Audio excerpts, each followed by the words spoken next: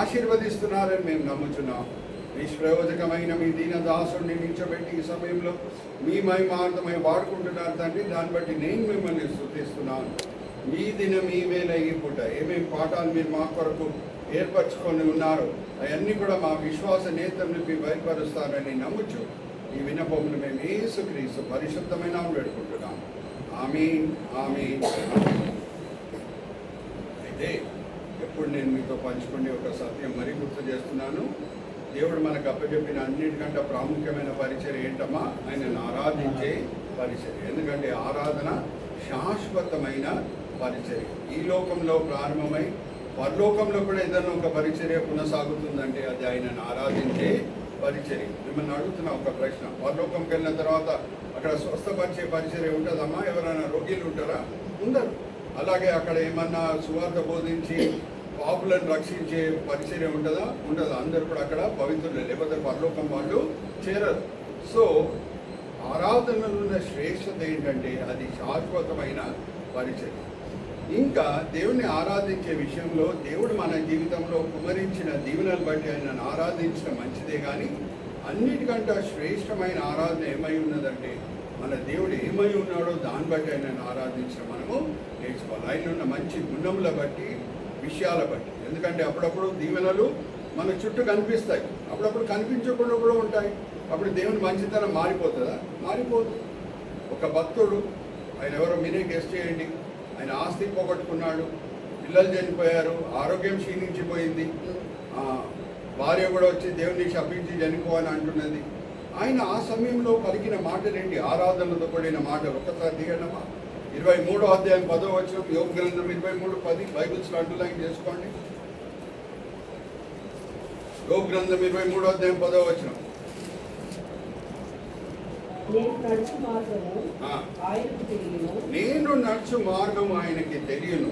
ఆయన నన్ను శోధించిన తరువాత నేను సువర్ణము వలె కనబడుదును. అరే, నా దేవుడు ఆరాధనకి అర్హుడు. ఆయనకి అన్యం తెలియను. నాకేమన్నా జరుగుతుందంటే ఆయనకు తెలియకుండా అయితే జరగట్లేదు. ఆయన ఎల్రోయి దేవుడు, చూచుచున్న దేవుడు. ఈ కష్టాలను ఎందుకు అనుమతించాడు? నా క్షేమం కోరి ఆయన అనుమతించాడు. ఎందుకంటే ఈ కష్టాల ద్వారా ప్రయాణమై వెళ్ళిన తర్వాత నేను మెరిచే బంగారం వలె ఉంటాను. సో దేవుళ్ళు అనేక మంచి గుణములు ఉన్నాయి. ఒక మంచి గుణం ఏంటంటే ఆయనంత సర్వజ్ఞాని ఎవరు లేరు. ఆయన సర్వజ్ఞాని కాబట్టే, జాగ్రత్త వినండి, యేసుక్రీస్తు ప్రభువారి జీవితంలో జరిగే మైలురాయి సంఘటనల గురించి అన్నీ కూడా ఆయన ముందే ప్రవచించి పెట్టి ఉన్నాడు. ఆయన బెత్లెహేములోనే జన్మిస్తాడని మీకా గ్రంథం 5వ అధ్యాయం 2వ వచనం, కన్యకకే జన్మిస్తాడని ఇషయా గ్రంథం 7వ అధ్యాయం 14వ వచనం, ఆయన శిలువ మరణం పొందుతాడని 22వ కీర్తన 16వ వచనం, ఆయన పునరుద్ధానుడై సమాధి మీద విజయం పొంది బయటికి వస్తాడు అని కీర్తన గ్రంథం 16వ అధ్యాయం 10వ వచనం, నా పరిశుద్ధిని శరీరంని నేను పుళ్ళు పట్టనీయను. అలాగే నువ్వు చెరగా పట్టుకొని వెళితివి, ఆరోహణమై వెళ్తివి. ఎక్కడుంది? కీర్తన గ్రంథం 68వ కీర్తన 18వ వచనం. దాన్ని పౌలు భక్తుడు చక్కగా ఎఫీసీలకు రాసిన పత్రికలో 4వ అధ్యాయం 8వ వచనంలో గుర్తు చేస్తున్నాడు ఎఫీసీ సంఘ సభ్యులకి. జాగ్రత్త వినండి. సో ఇప్పుడు నేను మిమ్మల్ని అడుగుతున్నా, యేసుక్రీస్తు ప్రభువారు జీవితంలో జరిగిన మైలురాయి సంఘటనలు, జన్మం, ఆయన శిలువ మరణం, ఆయన పునరుద్ధానం, దాంతో కూడిన ప్రవచనాలు ఉన్నాయి. ఎందుకంటే అవి మైలురాయి సంఘటనలు. ఇప్పుడు ఆరోహణంతో కూడిన ప్రవచనం కూడా ఉందంటే మరి అది మైలురాయి సంఘటన కాదా? అడుగుతున్నా మిమ్మల్ని. మరి ఎందుకు సార్వత్రిక సంఘం మర్చిపోయింది? ఆరోహణం దినంకి ఎంత ప్రాముఖ్యత ఇవ్వాలో ఎందుకు మర్చిపోయింది? మనం మర్చిపోకూడదు. మరి సో 68వ కీర్తన 18వ వచనంలో ఏమని రాయబడినది? నువ్వు చెరగా పట్టుకొని వెళ్తూ, ఆరోహణమై వెళుతూ. సో ఈ ప్రవచనం గురించి మనము చదువుకున్నాం. ఒక జ్ఞాపకం పెట్టుకోండి, యేసుక్రీస్తు ప్రభువారు ఒక్క జీవితం మీద లోక రక్షణని ఆధారపడి ఉన్నది. అవునా? లోక రక్షణ అది అకస్మాత్తుగా జరిగిన సంఘటన అని ఎవరు కూడా చెప్పడానికి వీల్లేదు. అందుకే ఇన్ని ప్రవచనాలు ఉన్నాయి. ఇప్పుడు అనుకుందాం, మనం ఏదన్నా విలువైన వస్తువులు పోగొట్టుకొని తిరిగి ప్రార్థనపూర్వకంగా పొంది ఒక నాస్తికుని దగ్గర వెళ్ళి చెప్తే దేవుడు అద్భుత కార్యం చేశాడు. నేను నా పర్సు పోగొట్టుకున్నాను, నాకు తిరిగి దొరికింది.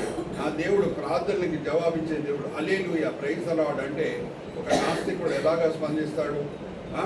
దేవుడు ఉన్నాడని ఏం రుజువు? నీ తలరాత, నీ పర్సు నీకు తిరిగి దొరికింది, నీ లక్కు, నీకు పర్సు తిరిగి దొరికింది, దాన్ని బట్టి నేను ఎలా చెప్పగలుగుతాను దేవుడు ఉన్నాడు అని అలాగ వాదిస్తాడు ఏ నాస్తికుడు అని. కానీ అనుకుందాము, లేఖనంలో ఒక 200 సంవత్సరాల క్రితమే మనం పర్సు పోగొట్టుకునే సంఘటన అన్నీ కూడా దేవుడు 200 సంవత్సరాల క్రితమే ఆ విషయాలన్నీ కూడా రాసిపెట్టి ఉంటే దాన్ని అకస్మాత్తుగా జరిగిన సంఘటన ఎవరన్నా చెప్పడానికి వీలుంటుందా? దేవుని కార్యం అనే నమ్మకం. సో యేసుక్రీస్తు ప్రభువు జన్మం ప్రవచనం ఉంది, ఆయన శిలువ మరణం ప్రవచనం ఉంది, ఆయన పునరుద్ధానం ప్రవచనం ఉంది, ఆయన ఆరోహణం కూడా ప్రవచన. అది ఆల్ అండర్స్టాండ్. సో ఆరోహణం దినంతో కూడిన మొదటి ఏంటమ్మా మనము ధ్యానించేది? ప్రాఫెసీ. ఈరోజు అన్నీ కూడా నేను సబెడిక్స్, పీతో పడిన సబెడిక్స్ వాడుతున్నాను. Next Pentecost. యూదులకి ఎందుకు పెంతికోస్ పండుగ ముఖ్యము? ఎందుకు భక్తి గల యూదులందరూ కూడా యెరూషలేంకి వచ్చి, యూదుల కనుదృష్టి నుంచి చూస్తే పెంతికోస్ పండుగ ప్రాముఖ్యత ఏంటంటే ఆ దినమే వాళ్ళు ధర్మశాస్త్రం దేవుని దగ్గర పొందారు. ఐగుప్తు దాసత్వం నుంచి విమోచించబడిన తర్వాత 50వ దినం సినాయి కొండ దగ్గర ఉన్నప్పుడు దేవుడు అగ్ని వలె దిగి వచ్చాడు, కొండ మీద దిగి వచ్చి వాళ్ళకి ధర్మశాస్త్రం ఇవ్వటము స్టార్ట్ చేశారు. ఇప్పుడు భారతదేశంకి ఎందుకు ఇండిపెండెన్స్ డే ముఖ్యం? ఆ దినం మనకి ఇండిపెండెన్స్ బ్రిటిష్ రాజ్యం నుంచి దొరికింది కాబట్టి. అలాగే యూదులు పస్కా పండుగ ఎందుకు ఆచరిస్తారు? ఆ దినం వాళ్ళకి స్వతంత్రం ఐగుప్తు దాసత్వం నుంచి దొరికింది. మనం ఎలాగ రిపబ్లిక్ డే ఆచరిస్తాం? మనకి ధర్మశాస్త్రంకి ఈక్వల్ అయిన రాజ్యాంగము దొరికింది. మన సమాజంలో ఈరోజు ఒక స్థిరత ఉందంటే అందరూ ఇష్టానుసారంగా జీవించట్లేదు, కానీ ఒక బాధ్యతతో జీవిస్తున్నారంటే దానికి కారణం ఏంటి? రాజ్యాంగం. Hallelujah, praise the lord. So యూదులకి పెంతికోస్ పండుగ అంటే ఎందుకు ప్రాముఖ్యత? నేను ఫస్ట్ యూదుల కనుదృష్టి నుంచి చెప్తున్నాను, దాని తర్వాత క్రైస్తవ కనుదృష్టి నుంచి నేను దాని ప్రాముఖ్యత ఏంటో తీసుకొని వస్తాను. 50 దినములమ్మా, మిమ్మల్ని ఒక ప్రశ్న అడుగుతానమ్మా. కొన్ని వర్డ్స్ చూస్తేనే మనం నంబర్స్ గెస్ చేయవచ్చు. ట్రై అనగానే ఏ నెంబర్ గుర్తొస్తుంది మనకి? క్వాడ్రా అంటే, హెక్సా అంటే, సెప్టా అంటే, పెంటా అంటే 5. Very good. So 5 into 10, 50 days తర్వాత సినాయి కొండ దగ్గర వాళ్ళు ధర్మశాస్త్రము పొందారు. సో ఆ దినము దేవునికి కృతజ్ఞతాస్తుతులు చెల్లించాలని భక్తి గల యూదులు అందరూ కూడా యెరూషలేంకి వచ్చారు. వచ్చినప్పుడు ఏమైంది? ఆ దినం పరిశుద్ధాత్మ దేవుడు దిగి వచ్చాడు అపోస్తుల మీద. ఇప్పటి వరకు అపోస్తులు పిరికివాడు, కానీ ఆ దినము ధైర్యశాలిగా, ఎస్పెషలీ పేతురు అందరి ముందు నించొని, ఒక సమయంలో పిరికితనం వలన 3 సార్లు పొంగిన పేతురు అందరి ముందు నించొని శక్తితోనూ అధికారంతోనూ బోధించడము స్టార్ట్ చేస్తున్నాడు. అప్పుడు ఎన్ని ఆత్మలు రక్షించబడినాయమ్మా? 3000 ఆత్మలు రక్షించబడినాయి. ఆ దినమే సంఘము జన్మించింది. అది ఆల్ అండర్స్టాండ్. అది క్రైస్తవ కనుదృష్టి నుంచి చూస్తే పెంతికోస్ పండుగ ప్రాముఖ్యత. కానీ పెంతికోస్ పండుగ కూడా దేని మీద ఆధారం పడి ఉన్నది చూద్దామా ఒకసారి? యోహాను సువార్త 16వ అధ్యాయం 7వ వచనం. ఈరోజు సంఘం జన్మించింది, హల్లెలూయా, ప్రైజ్ ది లార్డ్ అని మనం అంటున్నాం, కానీ యోహాను సువార్త 16వ అధ్యాయం 7వ వచనం చదవండమ్మా. సత్యం చెప్పుచున్నాను, నేను వెళ్ళిపోవటం వలన మీకు ప్రయోజనకరం. నేను ఆరోహణమై వెళ్ళటం వలన మీకు ప్రయోజనకరము. ఆదరణకర్త మీ యొద్దకు రాడు. హల్లెలూయా, ప్రైజ్ ది లార్డ్. ఈరోజు సంఘం ఉంది, సంఘం జన్మించింది అని అంటే ఆరోహణం దినం లేకుండా ఉంటే పెంతికోస్ దినంన 3000 ఆత్మలు రక్షింపబడేవి కావు. మరి అండర్స్టాండింగ్? 3000 ఆత్మలు పెంతికోస్ దినం రక్షింపబడినాయి అంటే ఆరోహణమై వెళ్ళే ముందు ప్రభువారు చెప్పిన మాటలేంటి? నేను ఆరోహణమై వెళ్ళి ఆదరణకర్తని మీ దగ్గర పంపిస్తాను. నేను వెళ్ళకుండా ఉంటే ఆయన రాడు. మరి అండర్స్టాండింగ్? సో ఆరోహణం దినం ప్రాముఖ్యత మనకందరూ కూడా తెలిసి ఉండాలి. ఆరోహణ దినం గురించి ప్రవచనం ఎక్కడుందమ్మా? కీర్తన గ్రంథం 68వ కీర్తన 18వ వచనం. అలాగే ఆరోహణం దినంతో కూడిన ఇంకొక ప్రాముఖ్యత ఏంటంటే ప్రభువారు ఏమంటున్నారు, నేను ఆరోహణమై వెళ్తేనే నేను ఆదరణకర్తని పంపిస్తాను. నేను పంపించకుండా ఉంటే ఆదరణకర్త రాడు. సో పెంతెకోస్తు దినం మనకి ప్రాముఖ్యంగా ఎందుకుంది? క్రైస్తవులకి ఆ రోజు 3000 ఆత్మలతో సంఘము జన్మించింది. సో సంఘం జన్మిస్తుంది అని అంటే దానికి ఆరోహణం అవసరం. Hallelujah, praise the lord. Are you understanding? Happy Easter, happy Christmas చెప్పుకోవటం చాలా అలవాటు. మరి హ్యాపీ ఆరోహణం దినం అని ఎందుకు చెప్పుకుంటలేం మనం? ఈరోజు ఆరోహణ దినం కరెక్ట్గా 40 రోజులు అయింది ఈస్టర్ దినం నుంచి. Are you understanding? ఎందుకు హ్యాపీ ఈస్టర్ అని చెప్తున్నాం, హ్యాపీ క్రిస్మస్ అని అంటున్నాం? యేసుక్రీస్తు ప్రభువు లోకయాత్ర క్రిస్మస్ దినంతో ప్రారంభమవుతున్నది. మనకి ఈరోజు శుభప్రదమైన నిరీక్షణ ఉంది, మనల్ని సమాధి బంధించలేదు అని అంటే ఈస్టర్ మనకి ఆ శుభప్రదమైన నిరీక్షణ పుట్టిస్తున్నది. అందుకు మనము హ్యాపీ ఈస్టర్ అని ఒకరొకరిని గ్రీట్ చేసుకుంటున్నాం. మరి ఆరోహణం వల్లనే కదా సంఘం జన్మించింది. హల్లెలూయా, ప్రైజ్ ద లార్డ్. మరి హ్యాపీ ఆరోహణం దినం అని ఎందుకు మనం గ్రీట్ చేసుకుంటలేం? అది సో రెండో ప్రాముఖ్యత ఏంటి మనం చూసేది? పెంటెకోస్తు.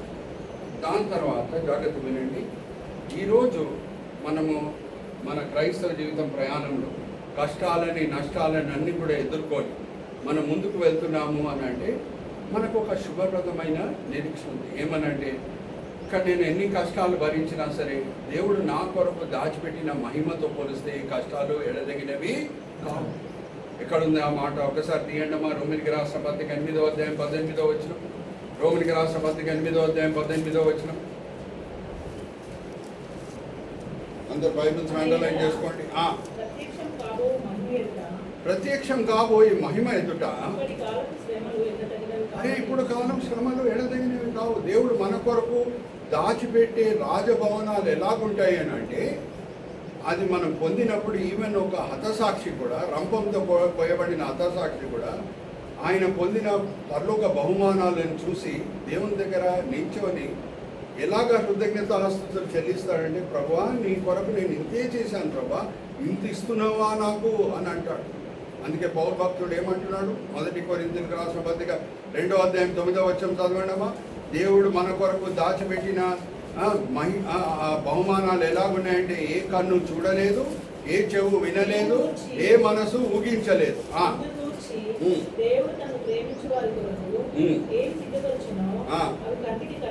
కంటికి కనబడలేదు, చెవికి వినబడలేదు, అటువంటి బహుమానాలు ఆయన మన కొరకు సిద్ధపరుచున్నాడు. రాజభవనాలు మన కొరకు ఎదురు చూస్తున్నాయి. ఎవరన్నా వేరే ప్రాంతం నుంచి హైదరాబాద్కు వస్తే వాళ్ళు తిరిగి వాళ్ళ ఊర్లకు వెళ్ళినప్పుడు చాలాసార్లు వాళ్ళని అడుగుతారు, హైదరాబాద్ వెళ్ళారండి, ఫలక్నామా ప్యాలెస్ చూసారా అని అడుగుతారు. మనం ఆగ్రా వెళ్తే తాజ్మహల్ చూసారా అని అడుగుతారు కదా మనల్ని. అలాగే హైదరాబాద్ వచ్చిన వాళ్ళకి ఏమని అడుగుతారు? ఫలక్నామా ప్యాలెస్ మీరు చూసారు. ఎందుకంటే నిజాం గారు చాలా చక్కగా ఫలక్నామా ప్యాలెస్ని కట్టారు కాబట్టి. Very good, praise the Lord. కానీ నిజాం గారే అంత చక్కని ఫలక్నామా ప్యాలెస్ కట్టగలిగాడు అని అంటే మన కొరకు యేసుక్రీస్తు ప్రభువు సిద్ధపరిచే రాజభవనాలు ఎలాగుంటాయి? ఏ కన్ను చూడలేదు, ఏ మనసు ఊహించలేదు, ఏ చెవు వినలేదు. అది ఎప్పుడు వీలవుతుంది? ఎప్పుడు వీలైంది? ఎప్పటి నుంచి ప్రభు వారు స్టార్ట్ చేసిండ్రు మన కొరకు రాజభవనాలు సిద్ధపరచటము? తీయండి యోహాను సువార్త 14వ అధ్యాయం 2వ వచనం. అరే నా తండ్రి ఇంట అనేక నివాసములు కలవు, అనేక రాజభవనాలు ఉన్నాయి.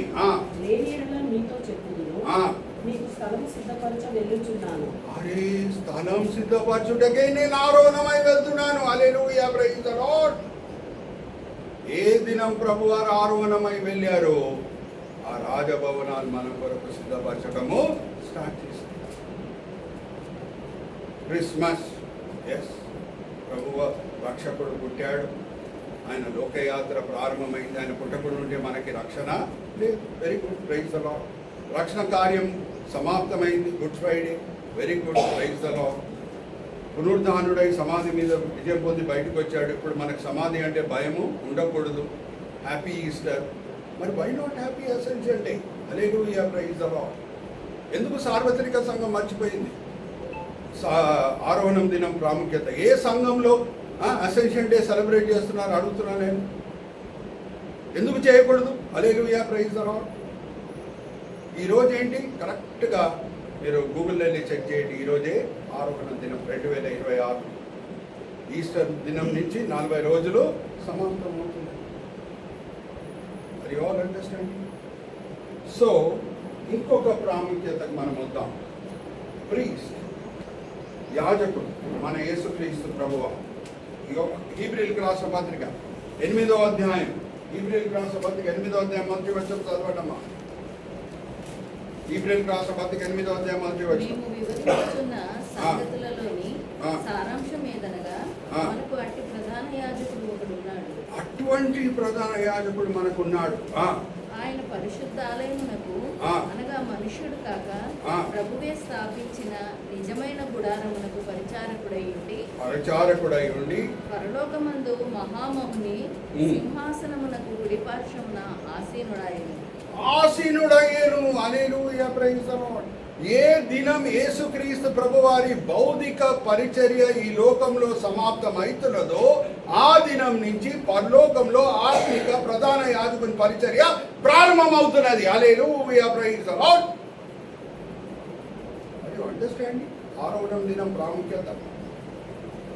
ఏ దినము సమాప్తం అవుతున్నదో ప్రభువారి భౌతిక లోక యాత్ర, ఆ దినమే ఇంకొక పరిచర్య పరలోకంలో ప్రారంభమవుతుంది. ఆసీనుడు అయ్యాడు. ఎప్పుడు?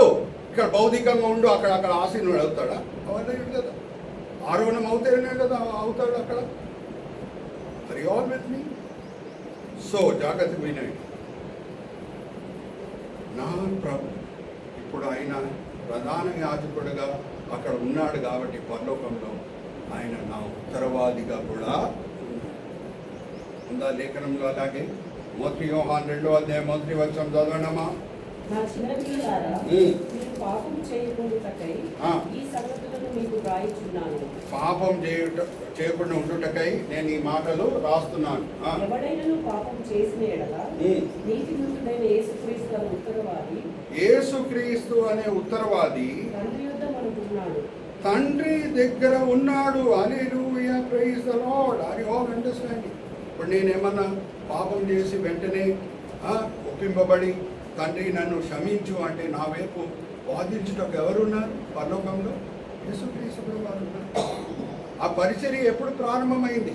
ఆరోహణం దినం నుంచి ప్రారంభమైంది. ఏ దినం ఆయన లోకయాత్ర భౌతిక పరిచర్య సమాప్తం అవుతున్నదో పరలోకంలో ప్రధాన యాజకుని పరిచర్య ప్రారంభమవుతున్నది. ఎందుకంటే సాతానుడు అనే ఇంకొక మన శత్రువు ఇప్పుడు కూడా పరలోకంకి వెళ్ళి వస్తూ ఉంటాడు. యోగ గ్రంథం మనం చదివినాం కదా, అవునా కాదు? ప్రకటన గ్రంథం మనము 12వ అధ్యాయానికి వస్తే ఒకేసారి తోయవేయబడతాడు సాతాను. అప్పటి వరకు ఆయన వస్తూ పోతూ ఉంటాడు పరలోకం. మరి అండర్స్టాండింగ్? దింపబడాడు.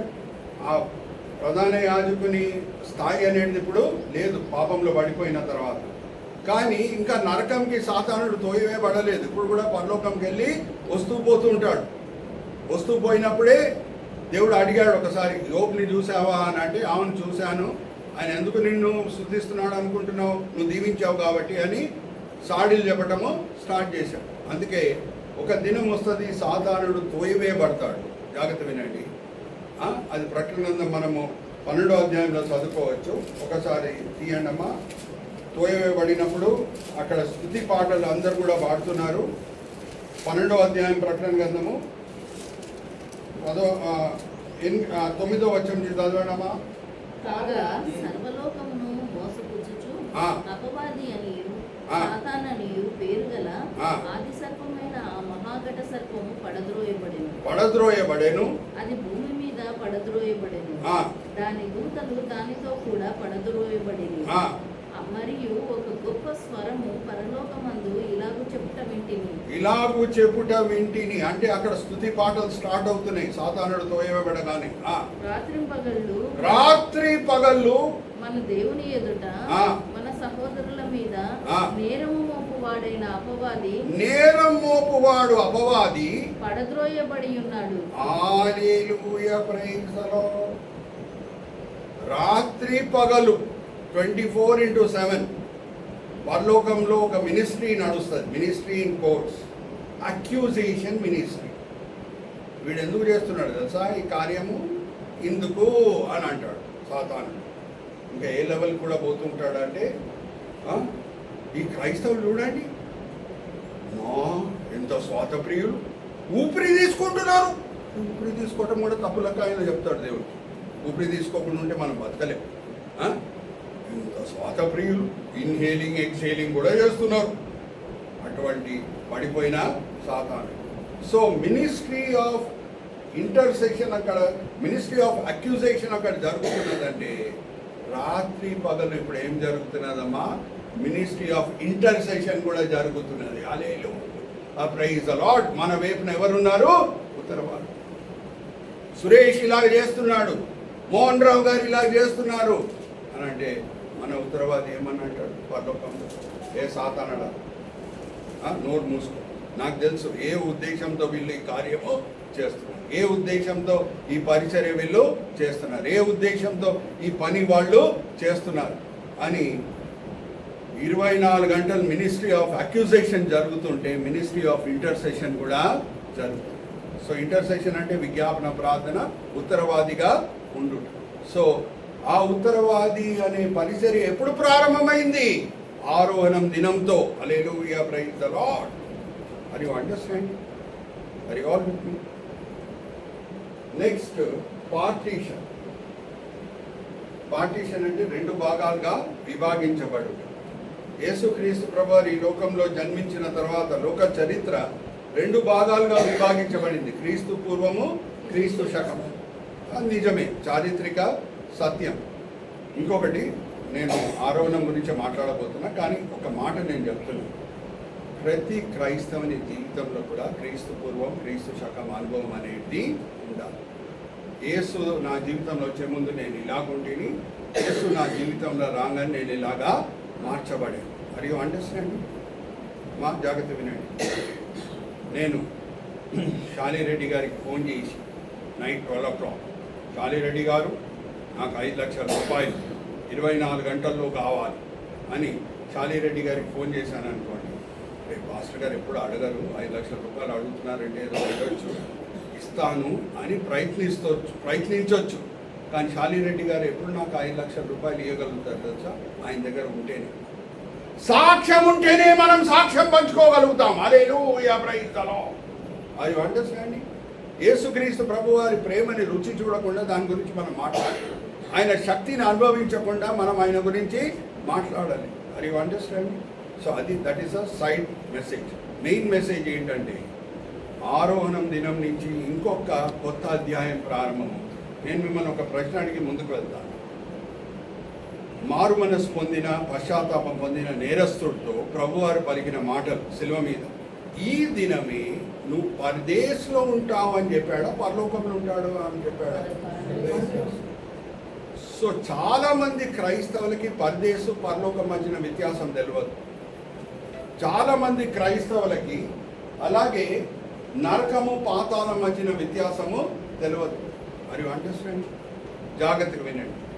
పరదేశు, పాతాళము భూమి కింద ఉంది. ఓకే, పరలోకము, నరకం భూమి పైన ఉంది. మరి ఆల్ అండర్స్టాండ్? వాక్యపరంగా మనం వెళ్దాం, అడుగు బై అడుగు, మెట్టు బై మెట్టు. జాగ్రత్తగా వినండి. పరదేశంలో ఉంటామని చెప్పాడు కానీ పరలోకంలో అని చెప్పాడా? అందరు నీతిమంతులు, జాగ్రత్తగా వినండి, ఆరోహణమయ్యే దినం వరకు అబ్రహాం అన్న, దానియల్ అన్న, దావీద్ అన్న, యాకోబ్ అన్న, యోసేఫ్ అన్న, ఈసాక్ అన్న, అందరు కూడా ఎక్కడ వెళ్ళారు అంటే పరదేశకి వెళ్ళారు. అది మంచి చోటనే, చాలా మంచి చోట. అక్కడే అబ్రహాం రొమ్ముకి ఆనుకొని ఉన్నాడు పేదరికంలో ఉన్న లాజరు. పాతాళం భయంకరమైన చోటనే. అందుకే ఆ ధనవంతుడు ఏమని అడుగుతున్నాడు? ఒక చుక్క నీళ్లు నా నోట్లో పోసేటట్లు ఆయన పంపించు అని అబ్రహాంని అడుగుతున్నాడు. అవునా? సో జాగ్రత్తగా వినండి. ఏ దినము ప్రభువారు ఆరోహణమై వెళ్ళారో ఆ దినము చెరగా పట్టుకొని కింద నుంచి అన్నిటినీ తీసుకొని పరలోకంకి వెళ్ళారు. అంటే ఆ దినం నుంచి నీతిమంతులు ఎవరైనా చనిపోతే, యేసుని నమ్ముకున్న ప్రతి క్రైస్తవుడు పరదేశకి వెళ్ళడు కానీ స్ట్రైట్గా పరలోకంకి వెళ్తాడు.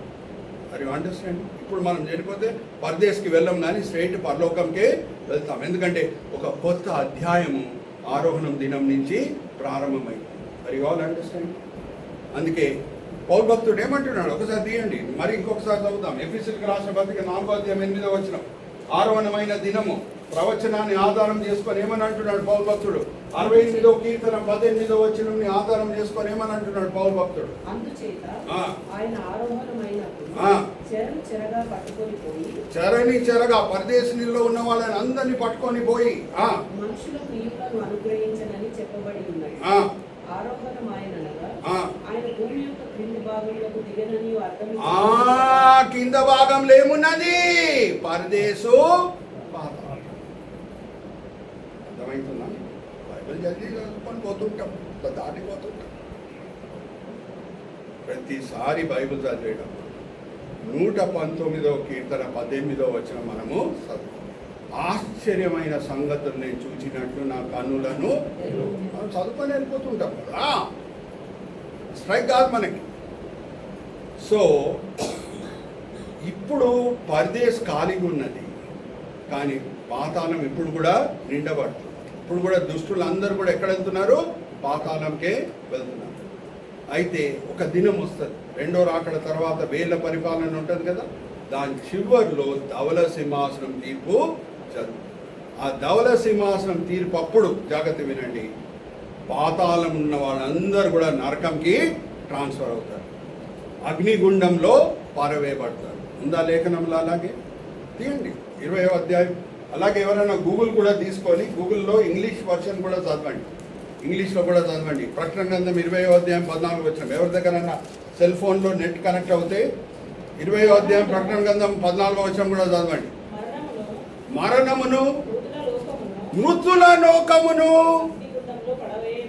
అగ్నిగుండంలో పడవేయబడెను. అయితే మృత్యుం లోకము అగ్నిగుండము వేరు. Are you understanding? మృత్యు లోకము అగ్నిగుండము వేరు, పాతాళము నరకము వేరు. అందుకే ఇప్పుడు పాతాళం ఎక్కడ వెళ్తున్నది? నరకం లోపల. దుష్టులు, భయంకరమైన దుష్టులు, దేవదూషణ చేసిన దుష్టులు, మనసు కఠోరపరుచుకొని దేవునికి విరోధంగా మాట్లాడిన దుష్టులు అందరూ కూడా ఇప్పుడు పాతాళంలో ఉన్నారు, నరకంకి తోయబడతారు. బ్రదర్ చూస్తున్నారు గూగుల్లో, చదవండి బ్రదర్. 20వ అధ్యాయం 14వ వచనం. Then death and Hades were thrown into lake of the fire. Death and Hades were thrown into the lake of fire. Hades అంటే ఏంటి? పాతాళం. Are you understanding? Are you all with me? So there is a difference between Hades and hell. There is a difference between paradise and heaven. Are you all with me? అందరికి అర్థమవుతుందా? So జాగ్రత్త వినండి. ఇప్పుడు మరి మిమ్మల్ని ఒక ప్రశ్న అడుగుతాను. పాతాళం కూడా భయంకరమైన చోటని, కానీ దానికన్నా భయంకరమైన చోట నరకం. ఇప్పుడు ఒక భయంకరమైన దుష్టుడు ఉన్నాడండి, హంతకుడు, ఎంతోమందిని అమాయకులను చంపాడు. ప్రభుత్వం తీర్పిచ్చింది, సుప్రీంకోర్టు తీర్పిచ్చింది, ఆయనని ఉరి వేయాలని తీర్పిచ్చింది.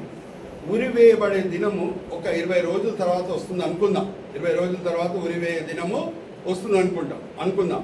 ఇప్పుడు ఈ భయంకరమైన హంతకుడిని 5 స్టార్ హోటల్ ఉంచుతారా ఆ 20వ దినం వచ్చే వరకు, ఉరి వేయే దినం వరకు? ఆర్ ఒక భయంకరమైన చలననే పెడతారా? పాతాళం అదే. It's not a good place, కానీ దానికంటే భయంకరమా నరకం. Are you understand? Are you all? So ఆరోహణం దినంతో కూడిన ప్రాముఖ్యత మనకు తెలుసుంటేనే ఒక కొత్త అధ్యాయం ఆత్మిక లోకంలో ప్రారంభమైంది అనేది మనకి తెలుస్తుంది. ఆ దినం నుంచి నీతిమంతులు ఇంకా పరదేశ్కి వెళ్ళటము ఆగిపోయింది. ఇప్పుడు అందరూ కూడా ఎక్కడ వెళ్తున్నారు? పరలోకం. అది ఆల్ అండర్స్టాండింగ్. దాని తర్వాతనే పేతురు చనిపోయాడు, దాని తర్వాతనే పౌలు హతసాక్షిగా చనిపోయాడు. అందుకే పేతురుకు ప్రభువారు ఏమంటున్నారు? నువ్వు పరలోకంకి వచ్చినప్పుడు ద్వారము చెయ్యి, ఇది కీస్ నేను నీకు ఇస్తాను. అది అండర్స్టాండింగ్. అది all with me. So partition ఏమమ్మా మనం చూసింది? పార్టీషన్ అంటే 2 భాగాలుగా విభాగించబడు. ఒక అధ్యాయం సమాప్తమవుతుంది, ఇంకొక అధ్యాయము ఆరోహణం దినం నుంచి ప్రారంభమవుతుంది. అది all with me. Next parallel. ఇంగ్లీష్లో ప్యారలల్ అంటే పోలిక. ప్యారలల్ అంటే ఏంటి? పోలిక. యేసుక్రీస్తు ప్రభువారు అలాగే సంఘం మధ్యనున్న చాలా సమీపమైన పోలికలు ఎన్నో ఉన్నాయి.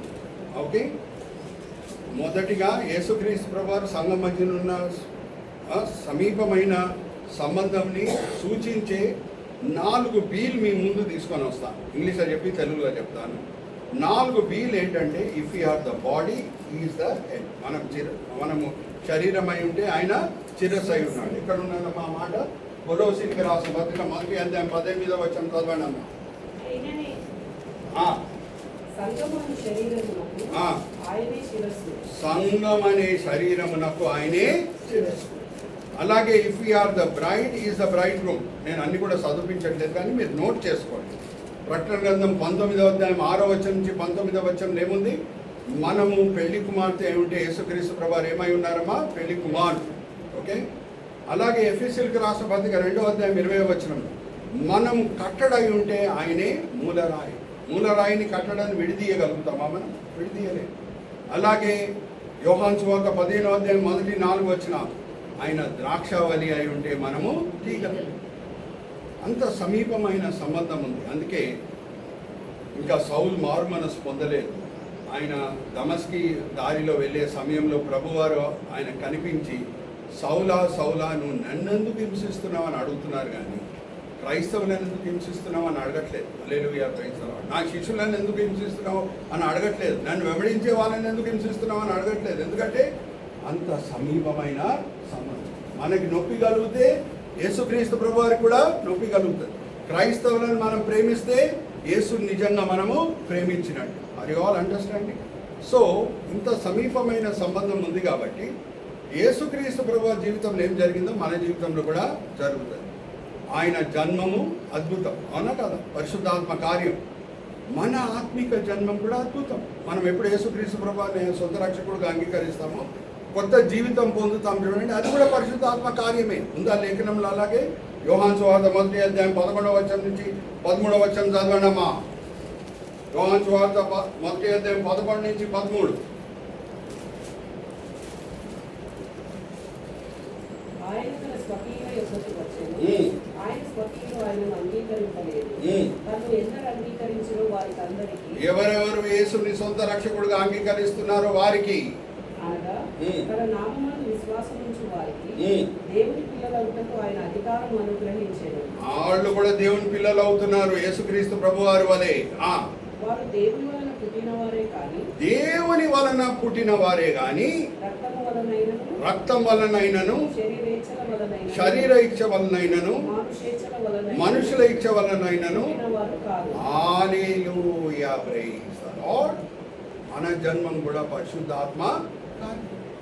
అందుకే దేవుని బీజం గ్రీక్ భాషలో స్పర్మా అని ఉంటుంది.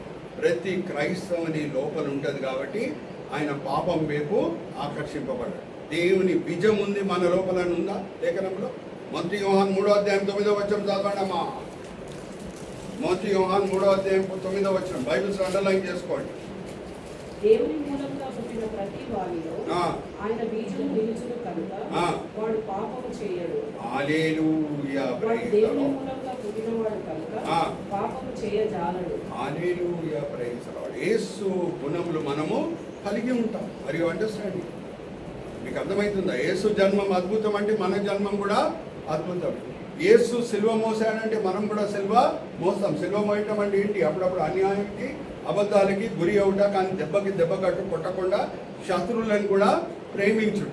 మరి అండర్స్టాండింగ్. యేసు పునరుద్ధానుడై సమాధి మీద విజయం పొంది బయటికి వచ్చాడంటే మన సమాధులు కూడా తెరవబడతాయి. హల్లెలూయా, ప్రైజ్ ది లార్డ్. ఆయన ఆరోహణం అయ్యాడంటే మనం కూడా ఆరోహణం అవుతాం. హల్లెలూయా, ప్రైజ్ ది లార్డ్. అర్థమైంది? ఆరోహణం దినం ప్రాముఖ్యత. అరే అన్ని పోలికలు ఉన్నప్పుడు ఈ పోలిక తప్పుతుందా? తప్పదు కదా. మధ్య ఆకాశంకి వచ్చి ఏమని అంటాడు? పైకి రాండి అని అంటే ఏమవుతాం మనం? రప్ప చెప్పున with the blink of an eye will be మనం ఆరోహణమై పైకి వెళ్ళిపోతాం. ఆయన రెండో రాకడ తర్వాత లోకంని పరిపాలిస్తాడండి. ఆయనతో పాటు మనం కూడా లోకంని పరిపాలిస్తాం. మరి సో ఆరోహణ దినం ప్రాముఖ్యత. ఆయన ఆరోహణమై వెళ్ళాడండి, మనం కూడా ఆరోహణమై వెళ్తాం. నెక్స్ట్ పోర్టెంట్ అంటే సూచించే సూచనలు. ఈ వాక్య భాగం మనం చదువుదాం. అపోస్తల కార్యం 1వ అధ్యాయం 10వ వచనం నుంచి 12వ వచనం. ఆరోహణమైన ప్రభు వైపు, ఆకాశం వైపు శిష్యులు చూస్తున్నారు. అప్పుడు దేవదూతలు వచ్చి పలికిన మాటలేంటి? ఆయన వెలుచుండగా వారు ఆకాశం వైపు తేరుచుండుచు, ఇదిగో తెల్లని వస్త్రం ధరించుకున్న ఇద్దరు మనుషులు వారిని ధరించి, గలిలయ మనుషులారా, మీరెందుకు నిలిచి ఆకాశం వైపు కూర్చున్నారు? మీ వద్ద నుండి పరలోకమునకు చేర్చుకొనబడిన ఈ ఆరోహణమైన ప్రభు ఈ యేసే ఏ రీతిగా పరలోకమునకు వెళ్ళుట మీరు ఎలాగ ఆయన ఆరోహణమయ్యాడు? ఆ రీతి ఆయన తిరిగి వచ్చినని వార్త చెప్పారు. హల్లెలూయా, ప్రైజ్ ది లార్డ్. అరే, మొదటి రాకడతో కూడిన ప్రవచనాలన్నీ కూడా నెరవేర్చబడినాయంటే రెండో రాకడతో కూడిన ప్రవచనాలు నెరవేర్చబడవా? ఆయన ఎలాగా వెళ్ళాడో అలాగే వస్తాడు. మరి సూచనలు కనిపిస్తున్నాయో మనకి? ఆ సబ్జెక్ట్ నేను తీసుకుంటే ఇంకొక 1 అవర్ పడుతుంది, కానీ జస్ట్ దాని సారాంశం నేను మీతో పంచుకుంటున్నాను. ప్రభు వారు ఏమన్నారు? నేను వచ్చే ముందు ఈ సూచనలు మీకు కనిపిస్తాయి. తెగుళ్ళు వస్తాయి. భూమిని ఊపిన కోవిడ్-19 అందరం కూడా చూసాం. యుద్ధాలు ఉంటాయి. యుద్ధాలు జరుగుతున్నాయా? ఇరాన్, యుఎస్, ఇజ్రాయెల్ మధ్యన, ఉక్రెయిన్ రష్యా మధ్యన యుద్ధం జరిగినప్పుడు ఇక్కడ గ్యాస్ ప్రాబ్లం లేదు, పెట్రోల్ బంక్ దగ్గర ఎవరు లాంగ్ క్యూస్ పెట్టుకోలేదు. కానీ ఇప్పుడు అందరికి కూడా నొప్పి కలుగుతున్నది కదా, అవునా కాదా? దూర ప్రాంతంలో ఉన్నా సరే, అవునా కాదా? అది అండర్స్టాండ్. కళ్ళారా చూస్తున్నామా లేదా? తర్వాత ప్రకటన గ్రంథం 13వ అధ్యాయం 16వ వచనం. 7 సంవత్సరాల శ్రమకాలంలో సంఘం ఆరోహణమై వెళ్ళిపోయిన తర్వాత క్రీస్తు విరోధి వచ్చి ఏం చేస్తాడు? అందరూ మైక్రోచిప్ ఇంప్లాంటేషన్ తీసుకోవాలని బలవంతము చేస్తాడు. ఎందుకంటే ఆ సమయంలో కరువు ఉంటుంది. కరువు ఉన్నప్పుడు క్రీస్తు విరోధి వచ్చి పెద్ద నాయకుడుగా నటిస్తూ ఉంటాడు. అందరు లోక సమస్యలకి పరిష్కారం చూపించే వ్యక్తులుగా నటిస్తూ ఉంటాడు. ఆహారం తక్కువగా ఉంది, నేను ఇప్పుడు దాన్ని రేషన్ చేయాలి, ఈక్వల్గా నేను డిస్ట్రిబ్యూట్ చేయాలి, నాకు అది ఎప్పుడు వీలవుతుంది అంటే నా దగ్గర డేటాబేస్ ఉంటేనే వీలవుతుంది అని అంటాడు. అవునా? సో ఏం వేసుకోమని బలవంతం చేస్తాడమ్మా? 13వ అధ్యాయం 16వ వచనం చదవండి. ప్రకటన గ్రంథం 13వ అధ్యాయం 16. కొద్దివారు గాని, గొప్పవారు గాని, ధనికులు గాని, దరిద్రులు గాని, స్వతంత్రులు గాని, దాసులు గాని, అందరూ తమ కుడి చేతి మీదనైనను తన నొసటి మీద అయినను ముద్ర వేయించుకోవాలి. ఇప్పుడు చూడండి, యోహాను పాపం 2000 సంవత్సరాల క్రితం ఏం దర్శనం చూస్తున్నాడో ఉన్నట్టు ఆయన రాస్తున్నాడు. ఆయనకి అంత టెక్నాలజికల్ నాలెడ్జ్ లేదు. కుడి చెయ్యి నొసటి అక్కడే వేసుకోవాలి. అర్థమవుతుందా? మైక్రోచిప్. అప్పుడు ఏమవుతుంది? ఏ దుకాణంకి వెళ్ళినా సరే మనం ఎంత బియ్యం తీసుకుంటున్నాము, ఎంత గోధుమ తీసుకుంటున్నాము, అంతా కూడా డేటాబేస్ ఉంటుంది. ఎంతమందికి నేను పంచిపెడుతున్నాను అనేది క్రీస్తు విరోధి అందరి ముందు నించొని చెప్తాడు. అందరికీ నేను ఈక్వల్గా ఫుడ్ ఇచ్చాను. లేకపోతే మీరు ఏం కూడా కొనలేరు. ఉంది కదా, మీరు క్రయధనము చేయలేరు. ఓకే, ఏ వ్యాపారం మీరు చేయలేరు, ఏం కొనలేరు, ఏమీ అమ్మలేరు. ఇది వేసుకోవాలి, మైక్రోచిప్ అనేది వేసుకోవాలి. మైక్రోచిప్ వచ్చేసింది కదా స్వీడన్లో, ఇప్పుడు ఆస్ట్రేలియాలో. నేను మీకు ఆ వీడియోస్ కూడా పెడతాను, ఈ గ్రూప్లో కూడా పెట్టండి. ఆస్ట్రేలియాలో, స్వీడన్లో మైక్రోచిప్ వచ్చేసింది. ఎందుకు కుడి చెయ్యి, ఎందుకు నొసటి? శరీరంలో వేరే భాగంలో కూడా పెట్టుకోవచ్చు కదా మైక్రోచిప్. రీజన్ ఏంటి? ఏ డాక్టర్ నన్ను అడగండి, ఈ 2 భాగంలో టెంపరేచర్ కాన్స్టెంట్గా ఉంటుంది. మైక్రోచిప్ వేరే ఎక్కడైనా పెడితే బాడీ టెంపరేచర్ చాలా వేరీ అవుతుంది. బాడీ టెంపరేచర్ ఎక్కువగా వేరీ అవుతే ఏమవుతుంది? మైక్రోచిప్ పనిచేయటము దెబ్బతలుతుంది, సరిగా పనిచేయలేదు, ఎఫిషియెంట్గా పనిచేయలేదు, because of extreme variations in body temperature. కానీ ఈ 2 భాగంలో మాత్రము బాడీ టెంపరేచరు కాన్స్టెంట్గా ఉంటుంది. కుడి చెయ్యి నొసటి. అర్థమైంది? ఇప్పుడు నేను ఒక బయట వ్యక్తికి, ఇంటి వాళ్ళకి కుడి చేయన్నా నొసటి అన్నా చూపించడానికి నాకు బాధ కలగదు. కానీ బయటోనికి చూపించాలి అని అంటే నాకు ఎలాగో మానసికంగా ఒక వేదన కలుగు. వీనికి వెళ్ళి నా కుడి చేయి నొసటి చూపించడం ఏంటి అని నాకు అనిపిస్తుంది. అవునా కాదా? అవునా కాదమ్మా? ప్రపంచమంతా కూడా కోవిడ్-19 అప్పుడు మానసికంగా థర్మల్ స్క్రీనింగ్ వలన సిద్ధపరచబడింది. హల్లెలూయా, ప్రైజ్ ది లార్డ్.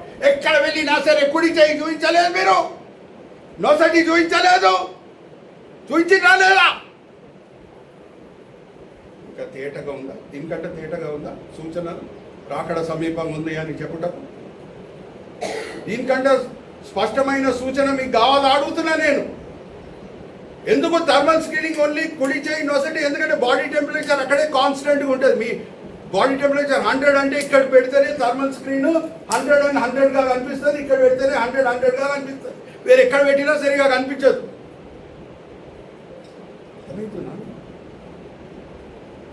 అయితే నా స్పందన ఎలాగుండాలి? ఈ సూచనలన్నీ కూడా నేను చూసేటప్పుడు ఈ రాత్రి వేళ కడబూర ఊదితే ప్రధాన దూత నేను ఎత్తబడే సంఘంలో ఉంటానా లేదా అనేది నేను పరీక్షించుకోవాలి. ఉందా లేఖనంలో పరీక్షించుకోండి అని 2 కొరింథీ 13:5 చదవండి అమ్మా. 2 కొరింథీ 13:5. దేవుని చిత్తమైతే ఇక్కడ ప్రొజెక్టర్ కూడా ఉంది. శాలిరెడ్డి గారు ఎన్నో సంవత్సరాల క్రితం కొని పెట్టారు. నేను ప్రకటన గ్రంథం కూడా వచ్చే నెలల్లో నేను చెప్తాను, కంటిన్యూస్గా చెప్పాలి. ఓకే, మీరే పరీక్షించుకొని చూసుకోండి అని, మీరే పరీక్షించుకోనండి. యేసు మీలో ఉన్నాడనేది మీకు తెలవదా? యేసు భౌతికంగా వచ్చి జీవిస్తాడమ్మా మనలో? ఆత్మరూపిగా వస్తాడు. ఆత్మరూపిగా వస్తున్నాడు అని అంటే ఒట్టి చేతులతో రాడు. ఆదరణకర్త పేరే ఆదరణకర్త. అంటే మనసులో ఏముంటుంది? ఆదరణ ఉంటుంది. జీవజలం పొర్లుతుంది. ఆ జీవజలం లేకుండా ఉంటే, ఆదరణ లేకుండా ఉంటే నేను క్రైస్తవుడిని కాదు, ఆత్మ లేనివాడు ఆయన వాడు కాదు. రోమిలికి రాసిన పత్రిక 8:9 ఆర్ యు ఆల్ అండర్స్టాండింగ్? నేను 43 సంవత్సరాలు ప్రభుత్వం నడుచుకున్నాను. ఎప్పుడన్నా పాపం చేసినప్పుడు, తప్పుదారిలు వెళ్ళినప్పుడు తాత్కాలికంగా ఆదరణని పోగొట్టుకున్న దినములు ఉన్నాయి. మరి ప్రభు ఆ తప్పు అయిపోయింది, ఇంకోసారి ఆ పాపం చేయని ప్రభు అంటే మరి ఆదరణ తిరిగి వస్తుంది. Hallelujah, praise the lord. ఇది నా సాక్ష్యమే కాదు, అందరు క్రైస్తవుల సాక్ష్యం. Are you all understanding? So Yesu మీలో ఉన్నాడా లేదా అనేది మీరు పరీక్షించుకోండి. ఆయన ఉన్నాడు అని అంటే ఆదరణ ఉంటుంది. అందుకే ఆది సంఘం గురించి ఏమని రాయబడి ఉన్నది? అపోస్తల కార్యం 9:31 చదవండమ్మా. అపోస్తల కార్యం 9:31. అలాగే ఒకరు ఆమోస్ గ్రంథం 3:3 సిద్ధంగా ఉండండి. ఆమోస్ గ్రంథం 3:3 కూడా. కావున యూదయ, గలిలయ, సమరయ దేశములందంతటా సంఘం క్షేమాభివృద్ధి నొందుచు సమాధానం కలిగి ఉండేది. మరియు ప్రభునందు భయము, పరిశుద్ధాత్మ ఆదరణను కలిగి, పరిశుద్ధాత్మ ఆదరణ కలిగి నడుచుకొనుచు. Hallelujah, praise the lord. ఆదరణ లేకుండా వాళ్ళు నడుచుకుంటలేరు. Are you all understanding? మొదటి వ్యక్తి ఎవరు ఆరోహణమై వెళ్ళాడు? ఆయన పేరు చెప్పండి. చరిత్రలో ఎవరమ్మా మొదట్లో ఆరోహణమై వెళ్ళింది? హానోకు గురించి ఏమని రాయబడి ఉన్నది? దేవునితో ఆయన నడుచుకున్నాడు. ఇవ్వండి 5వ అధ్యాయం ఆది కాండం 23-24 చదవండి అమ్మా. ఆది కాండం 5వ అధ్యాయం.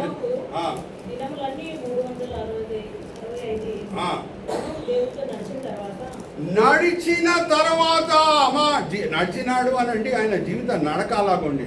ఆమోస్ గ్రంథం 3వ అధ్యాయం 3వ వచనం చదవండి. రెడీగా ఉండమని చెప్పాను. దేవునితో నడవటం అంటే దేవునికి నచ్చిందే మనకి నచ్చుతుంది, ఆయనకి ఏది నచ్చదో అది మనకి నచ్చదు. ఎప్పుడు ఇద్దరం కలిసి నడుచుకోవచ్చమ్మా? ఇద్దరికి ఒకటే ప్రయారిటీస్ ఉన్నప్పుడు. నాకు నచ్చింది ప్రభుకి నచ్చాలి, ప్రభుకి నచ్చింది నాకు నచ్చాలి. లేకపోతే ఇద్దరు కలుసుకొని నడవగలుగుతారా? ఆమోస్ గ్రంథం 3వ అధ్యాయం 3వ వచనం ఏముంది? సమ్మతింపకుండా ఇద్దరు కూడి నడుతురా. హల్లెలూయా, ప్రైజ్ ది లార్డ్. చాలా. సో నేను సిద్ధంగా ఉన్నాను అని అంటే ఆదరణకర్త ఆదరణ నేను అనుభవిస్తుండాలి 24 గంటలు. ఇప్పుడు కడబూర ఊదబడినా సరే నేను ఎత్తబడే సంఘంలో ఇంకొక డ్యూటీ ఏంటంటే వేరేలని సిద్ధపరచాలి. am I alerting others? మన స్నేహితులు, బంధువులు ఎంతోమంది ఇంకా రక్షణ పొందలేదు. వాళ్ళ దగ్గర ప్రేమపూర్వకంగా వెళ్ళి బైబిల్ తీసుకొని ప్రవచనాలను చూపించి, సోషల్ మీడియాలో మీరు చూడట్లేదా, న్యూస్ పేపర్స్లో మీరు చూడట్లేదా, కోవిడ్-19 వచ్చింది, యుద్ధాలు జరుగుతున్నాయి, మైక్రోచిప్ ఇంప్లాంటేషన్ వచ్చేసింది, థర్మల్ స్క్రీనింగ్ మీరు చూడలేదా, అన్నీ కూడా ప్రవచించబడిందని ప్రేమపూర్వకంగా వాళ్ళకి చెప్పటము అది మన బాధ్యత. వాళ్ళు స్పందిస్తే మంచిది, లేకపోతే మన డ్యూటీ అయితే మనము చేసాం. కనీసం ఆ 7 సంవత్సరాల శ్రమకాలంలో వాళ్ళు మారు మనసు పొందడానికి ఆస్కారము. ఎవరి వలె? నోవా స్నేహితులు, బంధువుల వలె. నోవా స్నేహితులు, బంధువులు పరలోకం చేరింది. హల్లెలూయా. చివరి గడిలో మారు మనసు పొంది శారీరకంగా చనిపోయినారు కానీ పరలోకము చేరారు. అండర్స్టాండ్? సో అందుకే ఆరోహణ దినంతో కూడింది ఇంత లోతైన సందేశం నేను మీతో పంచుకున్నాను. హ్యాపీ ఈస్టర్ అని అందరం గ్రీట్ చేసుకుంటాం కదా, పక్కన ఉన్నోడు మరీ గ్రీట్ చేసుకోండి. హ్యాపీ ఆరోహణం దినం అని చెప్పుకోండి ఇద్దరు. Praise the Lord. Okay, so ఈరోజు మనం చూసింది ఆరోహణంతో కూడిన prophecy, Pentecost, palace, priest, partition, parallel and court. Okay, చిన్న ప్రార్థన చేసుకొని ముగించుకోండి. తండ్రి, ఈ సమయం బట్టి ఎంతో వందనం, పవర్ ప్రేయర్ ఫెలోషిప్ పరిచర్య బట్టి ఎంతో వందనం. ఈ బిడ్డలు ఈ సమయంలో వాళ్ళ ఆఫీసెస్లో రిలాక్స్ అవుతూ ఉండొచ్చు, కానీ ఎంతో ఆసక్తితో మేము దేవుని సన్నిధిలో సమయం గడపాలి, వాక్యపరంగా ఆత్మికంగా మేము బలపరచబడాలి అని మంచి కోరికలతో వచ్చి ఉన్నాం. అందరినీ కూడా మీరు తృప్తిపరచున్నారు, దీవించున్నారు, ఆశీర్వదించున్నారని మేము నమ్ముచున్నాం. ఎందుకంటే ఆశ కలిగిన ప్రాణంని మీరు తృప్తిపరిచే దేవుడై ఉన్నారు. మీ దీనదాసుడిని నిల్చోబెట్టి మీ మహిమార్థమై వాడుకున్నారు తండ్రి. దాన్ని బట్టి నేను మిమ్మల్ని స్తుతిస్తున్నాను. ఏమేమి పాఠాలు మీరు మాకు నేర్పించున్నారు, మేము వినే వాళ్ళంగానే కాకుండా అమలుపరిచే వాళ్ళంగా మమ్మల్ని అందరినీ సరిదిద్దండి. ఈ వినపములు మేము యేసుక్రీస్తు పరిశుద్ధమైన నామమున వేడుకుంటున్నాం. ఆమేన్, ఆమేన్, ఆమేన్. మనమంతా కూడా ప్రభు నేర్పించిన ప్రార్థన పలుకు